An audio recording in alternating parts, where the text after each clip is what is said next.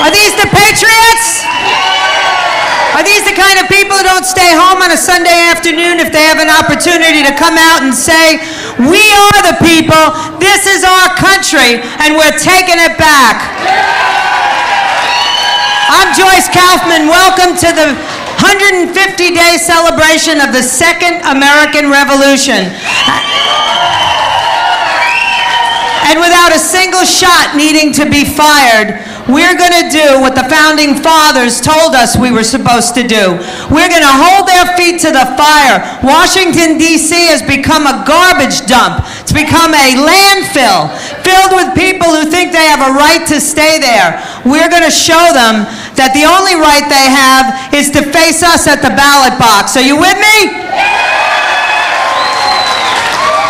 And we're lucky here in South Florida because all across the nation there are people rising up and they haven't got a candidate to support. They haven't got the kind of men that we have running in this county and in these tri-county area. And today you're going to have an opportunity to meet some of them. If you've never talked to Allen West, Colonel Allen West, make sure you talk to him today. If you've never talked to Ed Lynch, make sure you talk to him today. Robert Lowry, these are the men who are willing to give up their lives for their country, sometimes on the battlefield and sometimes on the streets. So you've got to be willing to support them. There are going to be tables and supporters outside looking for volunteers for petition drives. There's going to be all kinds of opportunities for you to stop just whining, stop just talking, and get activated. This is the kind of moment that everybody waits for in history, when the real men and the real women stand up and say, this is my country.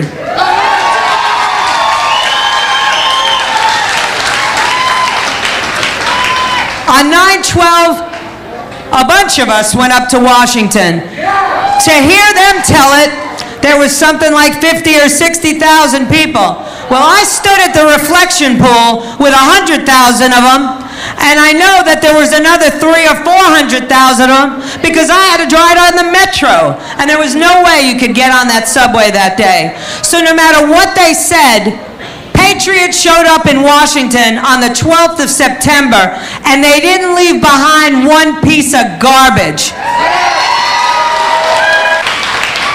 That's a great sign. It says, for sale, Congress. Well, guess what? Congress is not going to be for sale on January 2nd, 2011. We're going to make sure that there are some people in there who answer our calls and not the lobbyist calls. But in order to get these guys up there, you've got to support them and you've got to become visible. You know, I hammer this home every day on my radio program, that it's one thing to sit around and talk about it. It's another thing to get up and take action. We've got to take back our schools. We've got to take back our streets. We've got to take back Congress. And we've got to take back the United States of America. Now!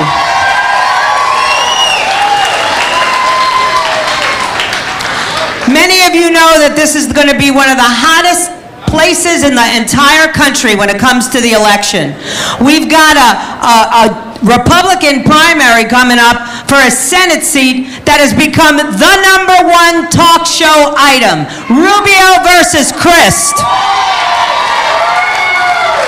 Someone who wants to help this country versus someone who doesn't care. And I have my own opinion about that race, but I have to tell you, it's time to get rid of the guys who do business as usual. If you don't think it's important enough to stay in your position as governor for the entire time and devote yourself to governing the state of Florida, why would I give you a promotion and send you to Washington?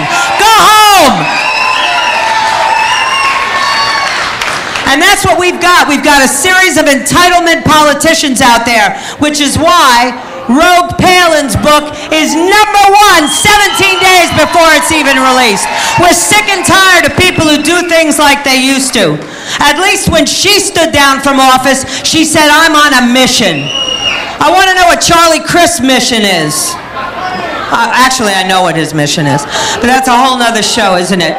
So today we're going to celebrate We're going to celebrate the fact that the state of Florida is going to be the most watched state in the country when this election comes up. We've got the hottest Senate race. We've got two of the hottest congressional races in the entire country. So people are going to be looking at us. I'm sick and tired of them looking at us and saying we don't know how to vote. We leave our chads hanging. This time we're going to vote unanimously for the right candidates, and there won't be questions in the minds of the rest of America where Florida stands. We're going to recapture our dignity. It's got to happen.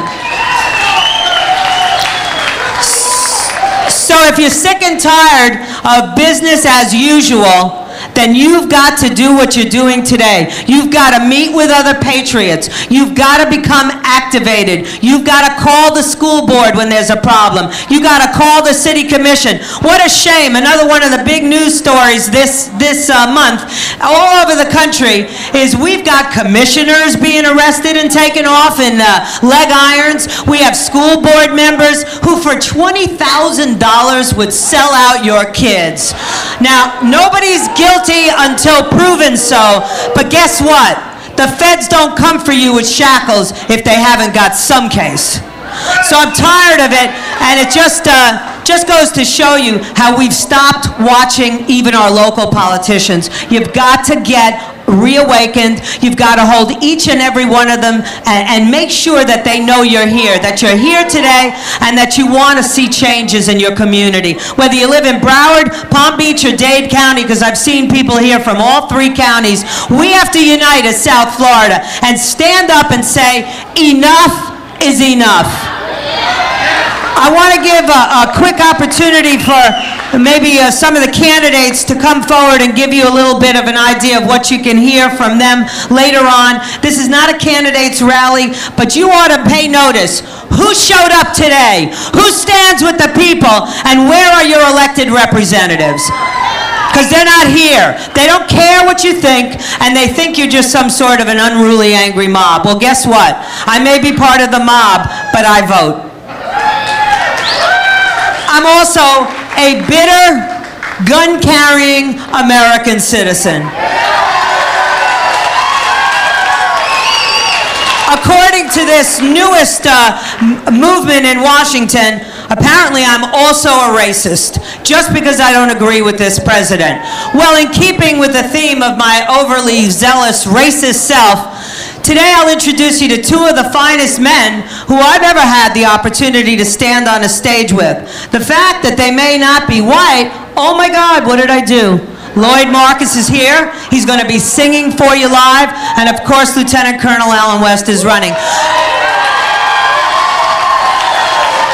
I bring up race not to be a provocateur, but to let you know that's what they're going to tell you, and those are the things they're going to say to you to make you shut up. And you're not buying it. I'm not a racist because I don't believe illegal immigration is good for this country. I'm Hispanic. I know illegal immigration is no good for this country. I can't get into an emergency room in Broward County anymore. I've got doctors who are leaving this state because they don't want to be sued by some guy who falls off a roof who's not even supposed to be in my country and sues a hospital for $2 million. I'm sick of it. Doesn't make me a racist. It makes me an American. You need to be able to answer that charge. You need to be able to, one of the most compelling things I ever saw written, and maybe I'll let Lloyd tell you the story himself. He wrote a brilliant piece on the internet a couple of weeks back about his experience at 9/12 in Washington, D.C., where, of course, we were branded as racist. That piece of garbage, Janine Garofalo, keeps saying that this movement is about that. Well, I got news for you. That's not the experience that he had in Washington, and it's time for you to see, I love any American who loves this country. And my congressman came into my community and coerced all of these older Jewish people to vote for Barack Obama and told them he'd be good for Israel. Well, now that Israel's under the bus, I don't know what Congressman Wexler's... Oh, I do know what he's going to do. He's going to be speaking for some anti-Israeli groups this upcoming week on J Street. He's got to go home. Here's...